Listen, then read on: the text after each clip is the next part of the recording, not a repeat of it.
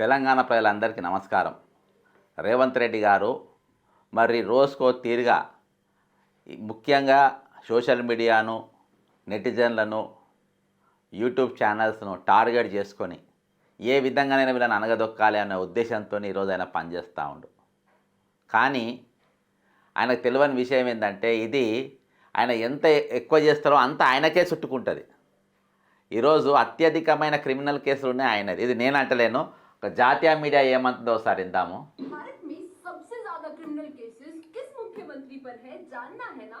ADR की report के according 5th number पर है झारखंड के सीएम हेमंत सोरेन, इन पर 5 क्रिमिनल केसेस है। 4th नंबर पर है कर्नाटका के सीएम सिद्धरामैया, इन पर 13 क्रिमिनल केसेस हैं। 19 क्रिमिनल केसेस के साथ 3rd नंबर पर है आंध्र प्रदेश के सीएम चंद्रबाबू नायडू और 47 क्रिमिनल केसेस के साथ 2nd नंबर पर है तमिलनाडु के सीएम एमके स्टालिन और इस लिस्ट में टॉप पर है तेलंगाना के सीएम रेवंत रेड्डी, इन पर सबसे ज्यादा 89 क्रिमिनल केसेस हैं। वैसे आप ఒక 89 క్రిమినల్ కేసులు ఉన్నోళ్ళు ఈరోజు ఒక జీవో తీసిండు.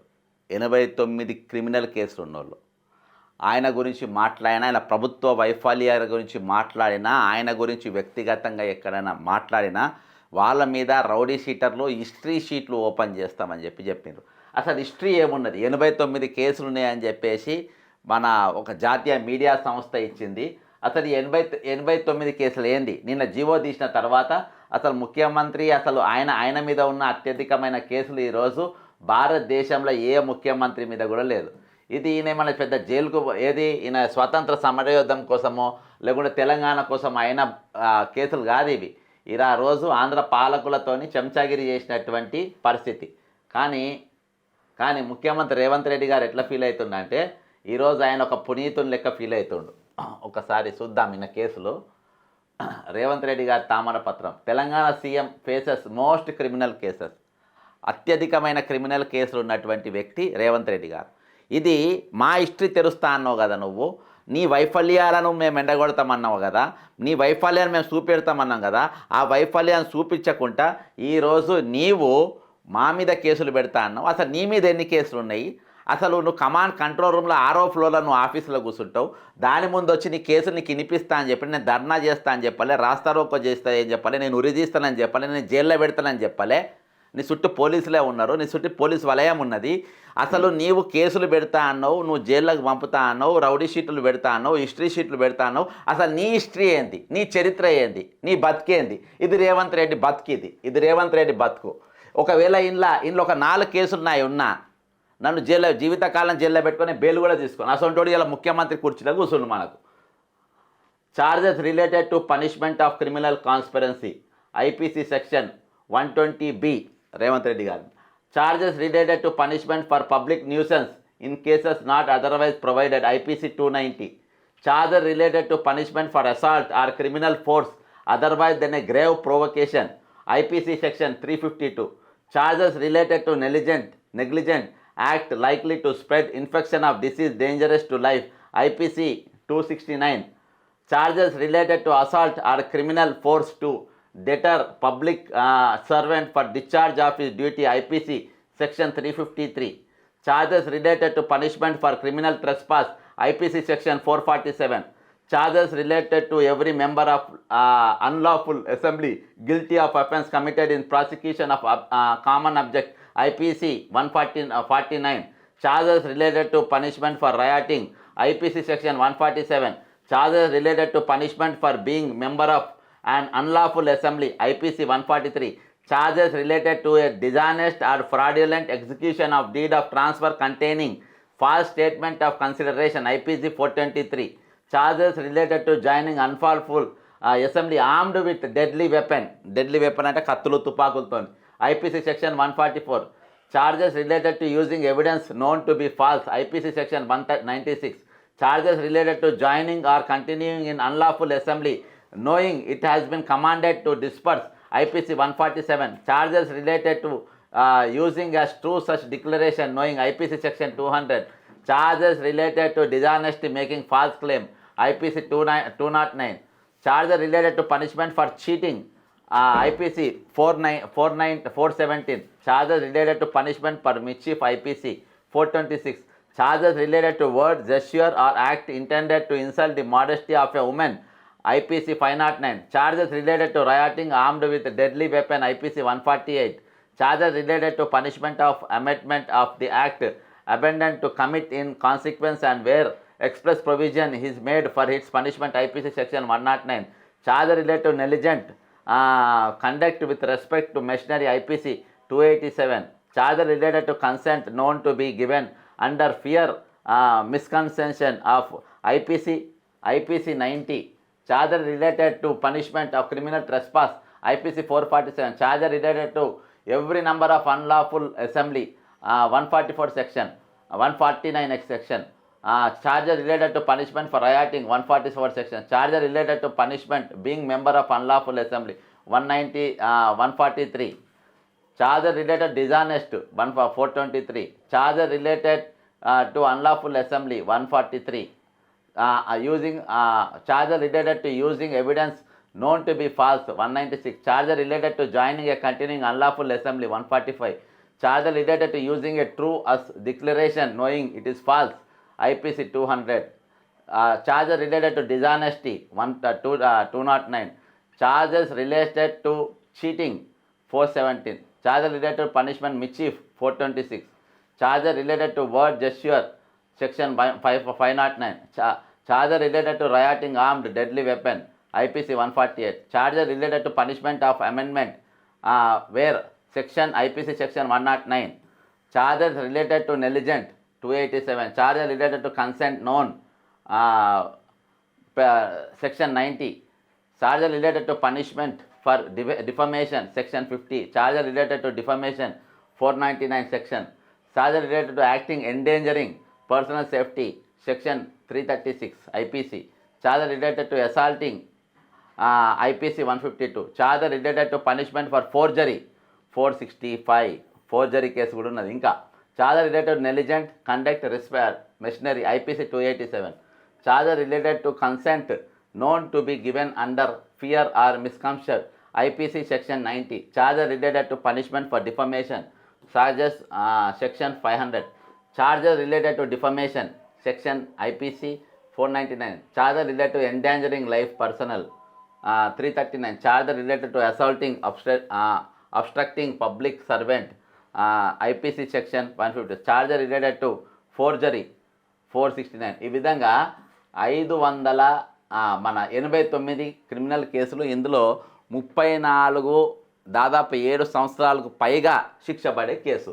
ఇక ఈయన మా గురించి మాట్లాడతారు. ఇక ఈయన క్యారెక్టరు, ఈయన తిట్టే బూటు పురాణాలు, ఇక వీరి గురించి మాట్లాడదాం. నేను ప్రతిదీ కూడా విత్ ప్రూఫ్ చూపెడతా, ప్రూఫ్ లేకుండా నేను చూపెడతా. ఇది ఈయన జైలుకు పోయిండు, నన్ను జైలుకు అన్యాయంగా పంపినని చెప్తారు. ఇది ఈయన కథ. ఇది ఓటుకు నోట్ల దొంగ. ఇది ఓటుకు కోర్టులు కేసు విచారణ వేగం పుంజుకుంది. ఇప్పటికే రోజువారీ విచారణ చేపట్టిన ACB court Revanth Reddy, Stephenson call list రిపోర్టులను పరిశీలించనుంది. ఇందులో భాగంగా సర్వీస్ ప్రొవైడర్ల వాంగ్మూలాన్ని రికార్డు చేసింది. ఇప్పటికే పలువురు నిందితులు, సాక్షుల వాంగ్మూలాలను కూడా నమోదు చేసుకున్న ఏసీబీ కోర్టు తదుపరి విచారణ ఈ నెల 29కి. ఇది మన ముఖ్యమంత్రి రేవంత్ రెడ్డి గారి హిస్టరీ. ఇక ఈయన భాష పాండిత్యాన్ని చూద్దాం. అంటే ఒక కౌన్సిలర్, వార్డు మెంబర్ కూడా పనికిరానివాడు ఈరోజు రాష్ట్ర ముఖ్యమంత్రిగా ఉన్నాడు. ఈ బూత్ పురాణం, ఇక ఈయన బూత్ పురాణం, ఈయన మంత్రాంగం ఎట్లుంటుందో వినిపిద్దాం. అంటే ఒక క్యారెక్టర్, ఒక లక్షణం కూడా ఒక నాయకునికి ఉండాల్సిన లక్షణం లేదు. ఒక దొంగకు ఎన్ని లక్షణాలు ఉండాలనో, జీవితకాలం జైల్లో ఉండవలసిన వానికి ఎన్ని లక్షణాలు ఉన్నాయో అన్ని లక్షణాలు ఈ ప్రబుద్ధునికి ఉన్నాయి. ఈ సన్నాసి రండ అలాగే ఎర్ర కాల్చి పిల్లల మీద వాతలు పెడతావు. మీరు ఒకసారి చెప్పండి. నీ ముడ్డి మీద డ్రాయర్ కూడా ఉండదు. పీకడ మొదలు పెడితే బిడ్డ నడి బజార్లో ఉరి తీయాలన్నా, 100 మీటర్ల కోత తీసి పాతి పెట్టాలన్నా, ఒక్కనొక్కని పండ పెట్టి తొక్కి పేగులు తీసి మెడలేసుకొని ఊరేగుతాం బిడ్డ. లోపల నా కొడుకులు ఛానళ్ళు ఉన్నాయి కదా అని అడ్డగోలు చేస్తే చూసుకుంటూ అంటూనే పండ పెట్టి తొక్కి పేగులు తీస్తే గాయల కొడుకులు నొక్కనొక్కని. అట్లాంటి లప్పుడు నా కొడుకులకు నేను సమాధానం చెప్పను.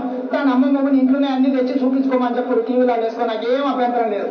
ఓ సన్నాసుడా, సోయలేనుడా, సమదా, దద్దమ్మ, దిక్కుమాలోడా, దివాలగా నెత్తి మీద కాలు పెట్టి తొక్కకపోతే గుండు కొట్టించుకుంటే అట్లనే నా కొడుకలారా రండి. అట్లనే తెలంగాణ ప్రజలు అడవి పందుల అయ్యా అరే సన్నాసుడా కార్యకర్తలు వాళ్ళని పట్టుకొని యాప చెట్టు కట్టేసి లాగుల తొండలించి కొడతారని చెప్పి బోర్ల పక్కన పండబెట్టి తొక్కుదాం. ఇవాళ ఈయన మీద ఎన్ని సెక్షన్లు పెట్టాలి, ఏ కేసులు పెట్టాలి, రౌడీ షీట్ పెట్టాలనా, హిస్టరీ షీట్ పెట్టాలనా, ఈయన చరిత్ర ఇది, ఈయన ఘన చరిత్ర ఇది, ఈయన భాషా పాండిత్యం ఇది, ఈయన క్రిమినల్ చరిత్ర ఇది.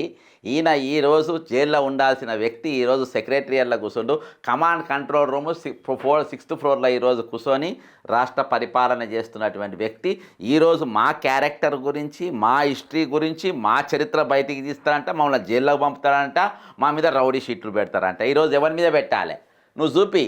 నేను ఇదే చెప్తాను, ఇలా కమాండ్ కంట్రోల్ రూమ్ ముందు ఇవాళ నీ గొప్పతనం ఏందో, నీ భాషా పాండిత్యం ఏందో, నీ ఉన్న నీ చరిత్ర ఏందో మేము బయట ఉండి నిలబెడతాం, నేను మాట్లాడతామని చెప్పి ఆయన చరిత్ర మొత్తం నాకు తెలుసు కాబట్టి ఈరోజు రాత్రి 11 గంటలకెళ్ళి ఇంటికాడ పోలీసు వాళ్ళని పెట్టిన పరిస్థితి, బయటికి వెళ్ళకుండా. ఖచ్చితంగా ఈ ప్రతి జనానికి చేరేటట్టుగా మేము చేస్తాం.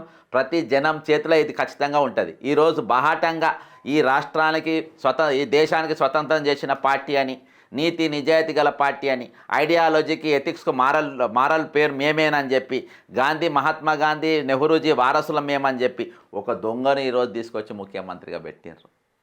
ఈరోజు ఏది చూసుకొని నన్ను పొగుడుదాం.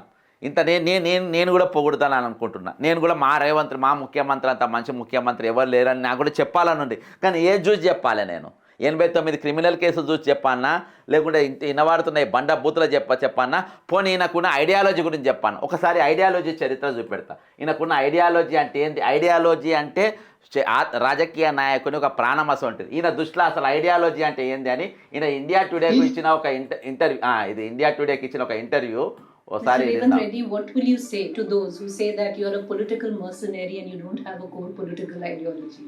Allegiance किसके साथ है? आइडिया मेरा आइडियोलॉजी सीधा सादा सादा है। मदद करना, किसानों को मदद करना, पार्टी बदलता है। युवताओं हाँ। अरे पार्टी क्या, इट्स अ फैसिलिटी. Right. आप अगर यू आर పార్టీ బదలనా ఒక ఫెసిలిటీ అంట. IT expert, हाँ. you are working with Infosys or Microsoft. What is the big deal in between Microsoft or Infosys? Your ultimate goal is you wanted to invent something, you wanted to serve something. So it is like that. जब विपक्ष में थे, जब ये समझ रहे थे, तब मोदी जी हमारे खिलाफ कोई भी खड़ा नहीं करना है, खड़ा नहीं होना है, राहुल जी या कांग्रेस पार्टी नहीं रहना है. क्यों नहीं? हम खड़ा होकर दिखाएंगे, हम राहुल जी के साथ खड़ा होकर हम लड़ेंगे. तो ये ideology also an one thing, गरीब के लिए कुछ काम करना. You are left, you are right, or otherwise you are communist, you are communalist. This is something different from Core ideology. core ideology. So I know what is core ideology, what is student organization, what is political organization or NGO, सब सारे पता है. मगर ultimately हर किसी का गोल क्या है? गरीब को कुछ करने के लिए, जो तकलीफ में है उनको कुछ इलाज करे. तो वही काम करने के लिए कोशिश कर रहे हैं. क्यों आप ये आइडियोलॉजी का भी ఆమె అనుకుంటుంది ఇసంటోని ముఖ్యమంత్రి చేసిండ్రా అని. Ideology nowadays. ఆ. जब तक क्लोज्ड इकोनॉमी था हिंदुस्तान में, ఏమో ideology చెప్తుండు. अलग थे. जब ओपन इकोनॉमी हो गए, performance itself is an ideology today politics. ఇప్పుడు జాగ్రత్త తగినండి. तो हम परफॉर्म करने के लिए कोशिश कर रहे हैं, जनता को कुछ भला करने के लिए हम लोग कोशिश कर रहे हैं.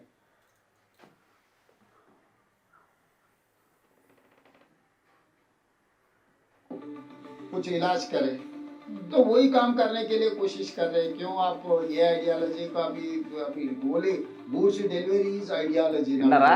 గూడ్స్ డెలివరీ ఈజ్ ఐడియాలజీ అంటే సంచులు మోసుడు ఐడియాలజీ. అసలు ఐడియాలజీ అంటే ఏందని ఒకసారి వినిపించిన వెనకకు వస్తా. అసలు వాట్ ఈజ్ ఐడియాలజీ? ఇది ఒక నక్సలైట్లు కానీ, ఒక తిరుగుబాటుదారులు కానీ, లేకుంటే ఒక యాక్టివిటీస్లకు దృష్టిలో అసలు ఐడియాలజీ అంటే ఏంది అనేది ఏ విధంగా ఉంటుంది ఐడియాలజీ? ఐడియాలజీ కోసం అసలు ప్రాణాలు ఎందుకు పెడతారు? ఐడియాలజీ కోసం ఎందుకు చచ్చిపోతారు? ఈరోజు అడవిలో ఉన్నవానికి ఒక ఐడియాలజీ ఉంటుంది, కమ్యూనిస్టులకు ఐడియాలజీ ఉంటుంది, కాషాయకారులకు ఒక ఐడియాలజీ ఉంటుంది. అసలు ఐడియాలజీ అనే మూల సూత్రం ఏందో ఒకసారి వినిపిస్తాయి. ఇది మీరు ఇలా తోటలు తగిలి చనిపోవడానికి మనం విన్నాడు పోరాడింది. మీరుండాలి మిత్రమా. దారి చూపే నాయకులు లేకుండా మేమేం చేస్తాం మిత్రమా? మనం ఎన్నోసార్లు దీని గురించి మాట్లాడాం. దారి చూపించడానికి నాయకుల కంటే సిద్ధాంతమే ముఖ్యం. సరైన సిద్ధాంతం ఉంటే మీ తరం నుండి మీకోసం నాయకులు పుట్టుకొస్తారు. సిద్ధాంతం లేని నాయకులే ఎప్పుడు అభిమానుల్ని సృష్టిస్తారో అది అభివృద్ధికి మార్గం చూపించదు. సిద్ధాంతం లేని నాయకులే ఈరోజు వాళ్ళకు అభిమానులు పుడతారు, కానీ అభివృద్ధి ముఖాన ఇది పోనే పోదు, అవినీతి పరులను లేవనెత్తదని చెప్పేసి దీని మూల సూత్రం. ఈ మూల సూత్రం ఇది తీసి చూపించిన. ఇప్పుడు ఒరిజినల్గా ఈ దాంట్లో ఈయన దృష్టిలో ఐడియాలజీ అనేది సంచులు మోసుడు. ఇంకోటి కూడా ఇందాం. అసలు ఈయనకు పార్టీలు అంటే ఎట్లా లెక్కలేదో, పార్టీలు అనేది ఎంత ఈజీగా మారుస్తారో ఒకసారి అసలు కాంగ్రెస్ పార్టీ నా దృష్టిలో ఏందో ఒకసారి చూద్దాం. ఇది కూడా నేమన్నా నీతి ఆయోగ్లో పాల్గొన్నప్పుడు ప్రధానమంత్రి గారితో మధ్యాహ్నం భోజన వేదిక మీద కూర్చున్నప్పుడు వారు చంద్రబాబు నాయుడు గారిని చూపించి ఆప్కే సాథీ ఇద్దరే అని అంటే నేను చెప్పా, నేను స్కూల్ మీ దగ్గర చదువుకున్నా, కాలేజ్ ఆయన దగ్గర చదువుకున్నా, ఇప్పుడు ఉద్యోగం రాహుల్ గాంధీ గారి దగ్గర చేస్తున్నా. అర్థమైందా? ఇది ఇప్పుడు ఈయనకు రాజకీయం అంటే ముఖ్యమంత్రి అంటే ఒక ఉద్యోగం లెక్క, ఒక నౌకర్ లెక్క, జీతం తీసుకున్న లెక్క. సిద్ధాంతం అంటేనేమో సంచులు మోసుడు ఈయన దృష్టిలో.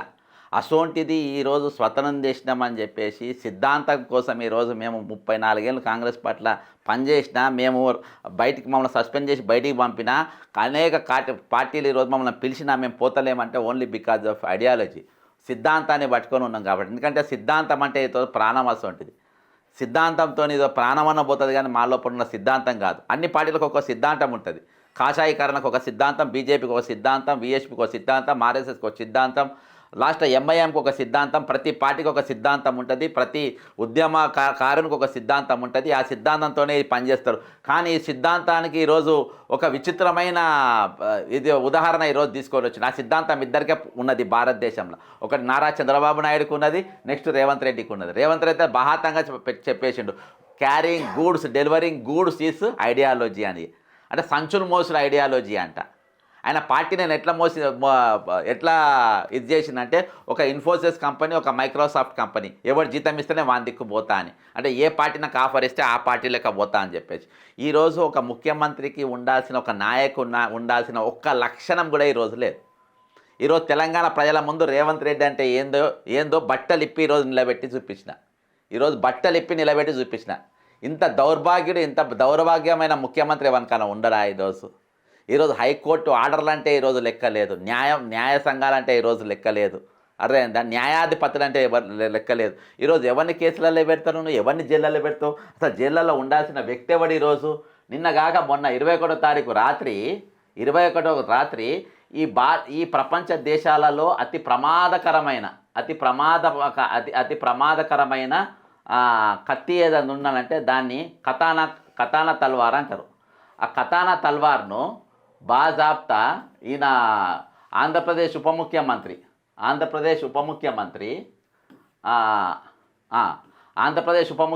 బాజాబ్తా స్టేజ్ మీద హైదరాబాద్కి వచ్చి తల్వారు దిప్పితే ఆయన గురించి మాట్లాడేటోళ్ళు లేడు, కేసులు పెట్టేటోళ్ళు లేడు, పరకరించేటోళ్ళు లేడు.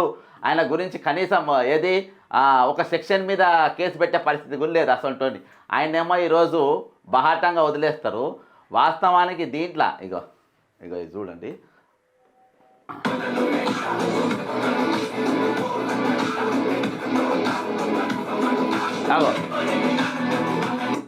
చూసిండ్రా మీరు?